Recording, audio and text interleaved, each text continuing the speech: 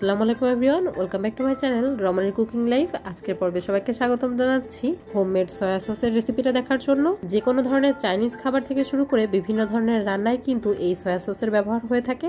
চাইলেই কিন্তু খুব সহজে এবং একদমই অল্প খরচে এই সয়া সসটা বাড়িতেই তৈরি করে নেওয়া যায়। আজকের পর্বে সেটাই শেয়ার করব কিভাবে একদম সহজে দোকানের স্বাদে সয়া সস বাড়িতেই তৈরি করে নেওয়া যায়। আশা করি রেসিপিটা আপনাদের সকলেরই খুবই পছন্দ হবে। চলুন তাহলে শুরু করা যাক। সয়া সস তৈরি করার জন্য প্রথমে চুলায় একটি পাত্র বসিয়ে দিচ্ছি আর তাতে অ্যাড করে দিচ্ছি হাফ কাপ পরিমাণ চিনি। চিনিটা অ্যাড করার পর একটা চামচ দিয়ে ভালোভাবে একটু ছড়িয়ে দিচ্ছি আর এভাবে একটু ছড়িয়ে দেওয়ার চেষ্টা করবেন। আর এখন আমি চুলার জালটা অন করে দিচ্ছি। চুলার জালটা অন করার পর কিন্তু এখানে আর কোনো প্রকার চামচ ব্যবহার করব না, ওয়েট করব চিনিটা একটু গলে আসা পর্যন্ত। যখন চিনিটা গলে এরকম একটু কালার আসতে শুরু করবে, এই পর্যায়ে আমি সাইডের চিনিগুলো একটু মাঝে দিয়ে দিচ্ছি আর অনবরত এরকম নাড়াচাড়া করে চিনিটা পুরোপুরি গলিয়ে নিচ্ছি। দেখতেই পাচ্ছেন চিনিটা গলে গিয়ে একদম ক্যারামেলের মতন একটা কালার চলে এসেছে। কিন্তু সয়া সস তৈরি করার জন্য এটার কালারটা আরো ডিপ করতে হবে।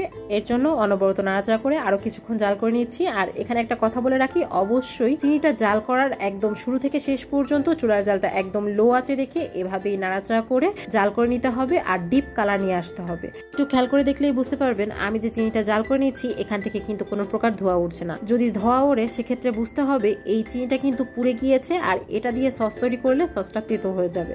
তো কালারটা কিন্তু এখন পুরোপুরি ডিপ হয়ে গিয়েছে আর চিনিটা জাল করে এরকম ডিপ কালার আনার জন্য আমার কিন্তু সময় লেগেছে প্রায় 16 মিনিটের মতো।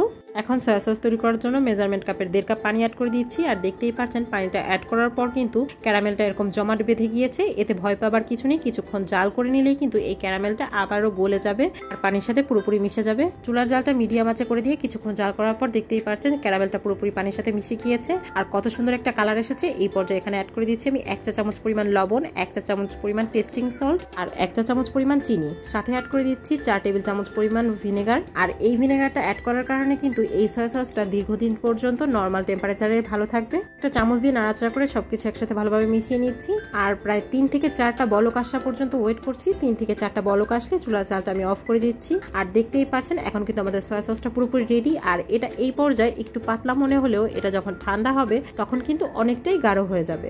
ওয়েট করবো সসটা ঠান্ডা হয়ে যাওয়ার জন্য। যখন পুরোপুরি ঠান্ডা হয়ে যাবে আপনাদের একটু দেখিয়ে দিচ্ছি।